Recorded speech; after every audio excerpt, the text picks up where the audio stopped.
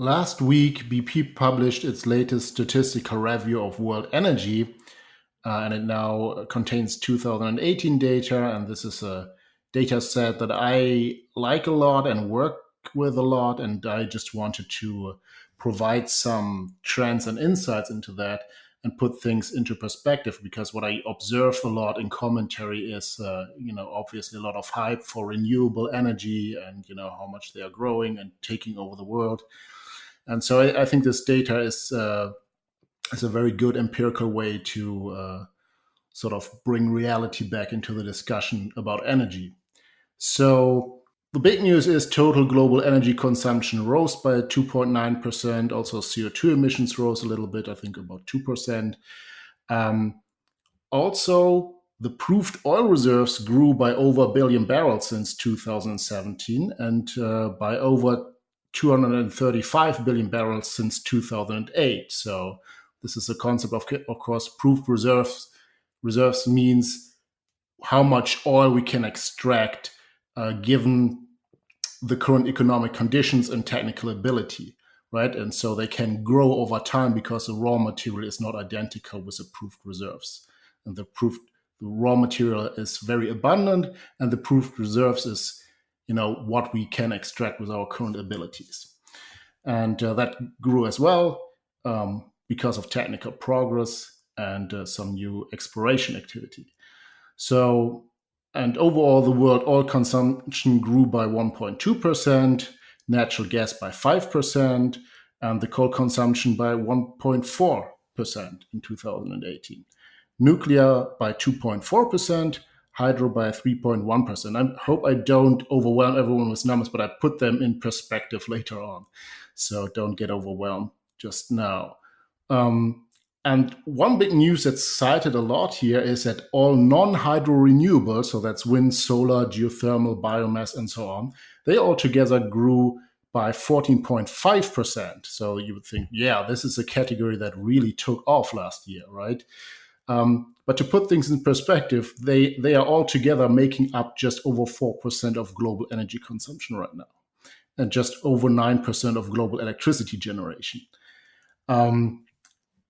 And another big thing often cited is solar consumption increased 28.9%. That's a lot. And wind consumption increased 12.6%. But notice that this all is relative change, right? So from the baseline, what the percentage increase. So then I compiled, well, what are the different energy categories actually making up as a share of total consumption? The fossil and our energy is derived, or was derived in 2018, from fossil fuels for 84.7%, hydro 6.8%, nuclear 4.4%, wind and solar only 3%, and with wind being 2 times the amount of solar as a subcategory. So 48.7% fossil fuels and wind and solar only 3% combined. Okay, that's a big picture perspective. That's what wind and solar, if they would really, power the entire UK or better the planet by 2050, that's a gap they need to close. And so overall perspective in absolute numbers, I find this very important to do, because what we are talking about is shares and percentage increases, but very few people have an idea of, what's the actual growth? How much material are we using from certain technologies? And I think it's very important to see, in my judgment, why solar and wind cannot catch up anytime soon, and probably never. So this is a measurement that's called million tons of oil equivalent. And this is sort of a unit where you can compare every technology. You can compare coal to wind consumption, right? So, and the increase of coal use in 2018 was 53.7 million tons of oil equivalent. Oil increased by 55.1 million tons of oil equivalent. Gas increased by 167.5 million tons of oil equivalent. So now in comparison, wind increased, you remember the big percentage points. Wind increased by 70.9 million tons of oil equivalent. That sounds like a lot. And solar increased by 29.7 million tons of oil equivalent. But what does this really mean? So think about it. So yeah, wind was a bit impressive. It grew faster in terms of energy than coal and oil, but it couldn't catch up with gas at all. It has less than 50% of gas in terms of consumption increase. And solar just barely makes it over half of the increase that coal had last year. So, in that terms, wind and solar need to rapidly increase their growth rate, not just their growth rate needs to increase to just catch up with the increase of fossil fuel use in 1 year, right? So that's a big perspective. So they can never sort of catch up if they continue on these trends. They would actually have to increase their rate of increase to do that. And so there was an interesting comment by Roger Picard Jr., who is an energy economist, besides other things that does in sports statistics, I think.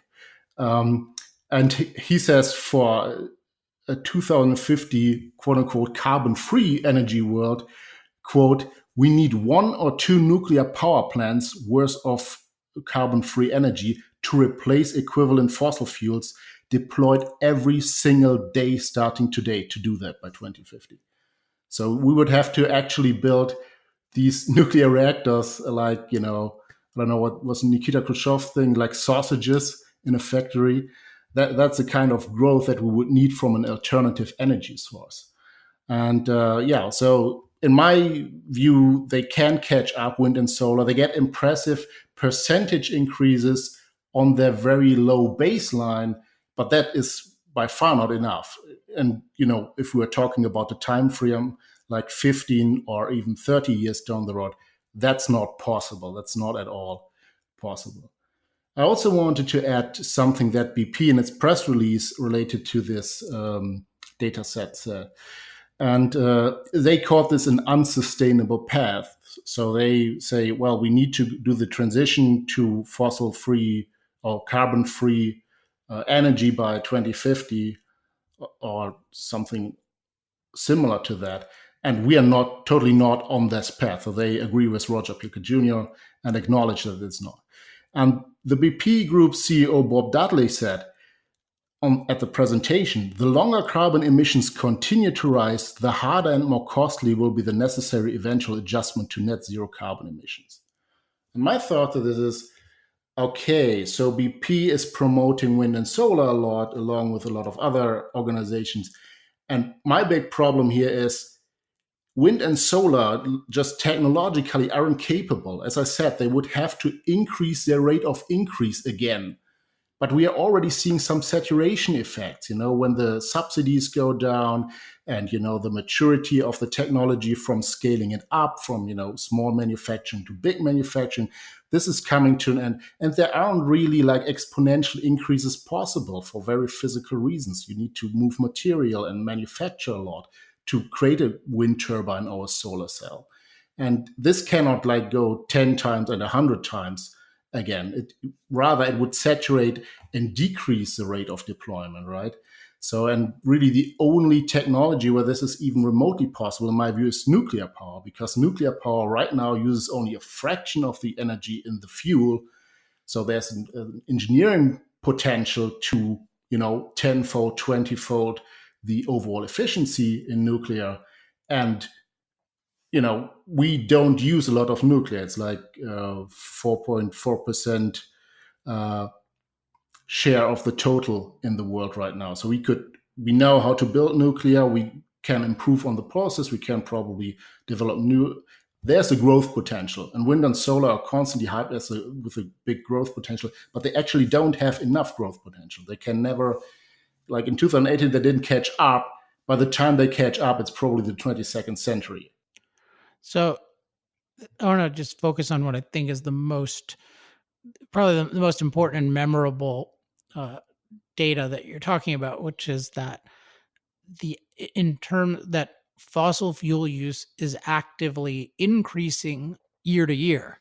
Yeah. And it's increasing more, significantly more than solar and wind. I believe gas itself is more than solar and wind combined Mhm. in absolute terms. So when people are talking about, oh yeah, we got to get to net zero, like there's not even a trend away from fossil fuels, despite all of these efforts, despite what I've heard is what $580 trillion in Germany. I mean, just despite the fact that it's It's in a sense billion, it's not easy. trillions. We're not that Oh, rich. sorry. Good catch. Good catch. I wish. Um, until they have another hyperinflation, like uh, Right.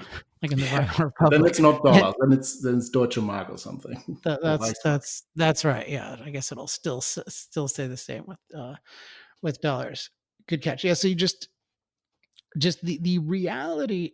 I mean, the reality of the world is that people, despite doing a lot of self-destructive things in terms of using inefficient forms of energy based on unreliable fuels, people are still trying to empower themselves, and they're still not only overwhelmingly using fossil fuels, they're using fossil fuels as the new sources of power.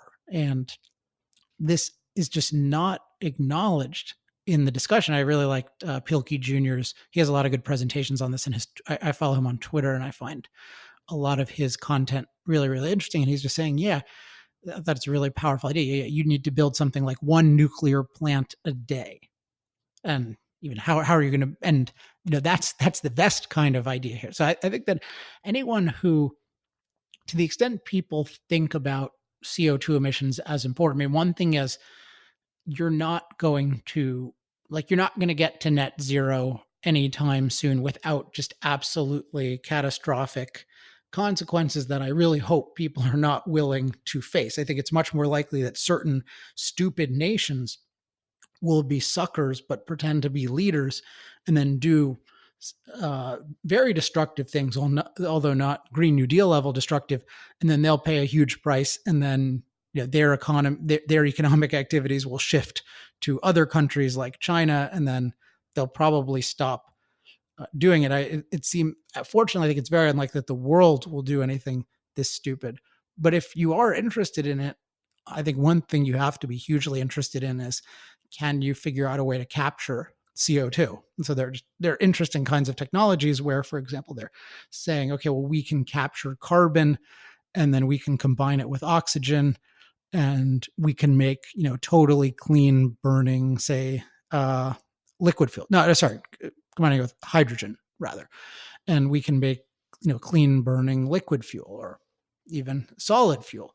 And I think those intrigue me more than underground gas storage, unless you had a way that the gas would dissolve. I just think it seems very untenable to just create so much underground gas and figure out places to put it. But if you could create a liquid or a solid, you have different kinds of options, particularly with a solid. So that's the kind of thing that people are interested in. But the fact that their whole focus is, let's use these unreliable fuels that the existing technologies themselves are dependent on huge amounts of fossil fuels to make and to run. That's not a serious thing. That's just they're supporting that as an excuse to attack fossil fuels and the civilization that they make possible.